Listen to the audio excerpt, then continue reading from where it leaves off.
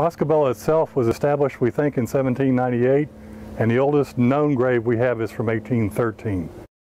My father, in fact, in the 80s did a book with some other genealogists which had a thorough inventory of burials in Bosque Bello, along with maps scaled out so you could actually find the graves.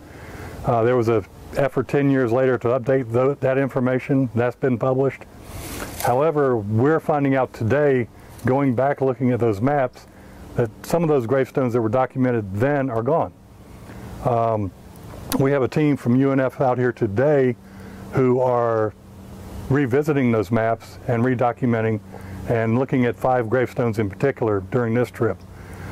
They've also brought a GPR with them, which I hope they will look at a few areas for us to see if there are some lost graves.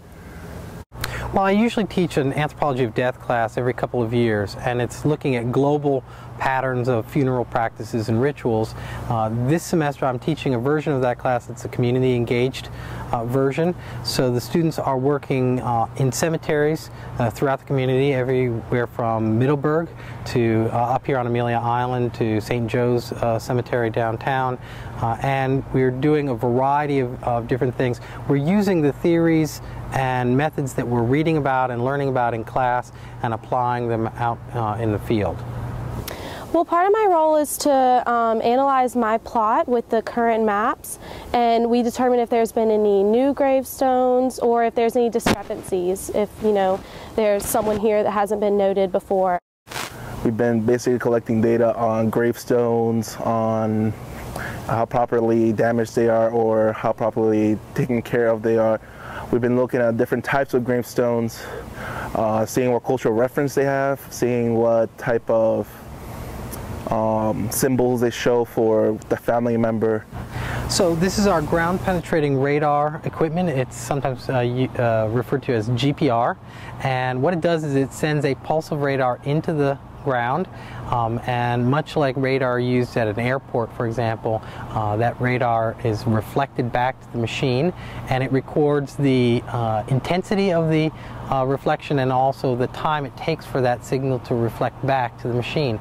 And it picks up differences in the electromagnetic properties of the soil or things that are in the soil. So when you have a void like a coffin, or when you have a major change in the density, say, of subsurface features, they ring out in the ground penetrating radar signals that we get.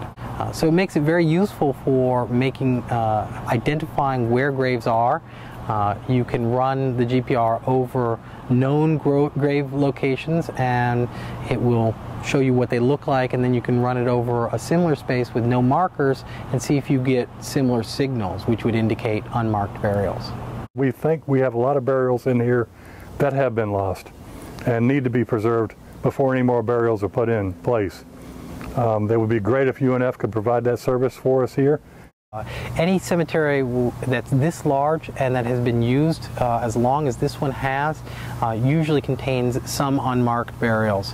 We're working in an area where there's active burials being placed in the ground, but also there's some very old markers that suggests that, and empty spaces, so that suggests that there is the potential for unmarked burials. I think it's really important for students to have these real-world experiences out in the field because they start to recognize that things aren't as easy as we sometimes portray them in the classroom. You deal with things like bugs and hot weather and things not going right and getting lost and not having enough time out in the field to collect all the data that you want.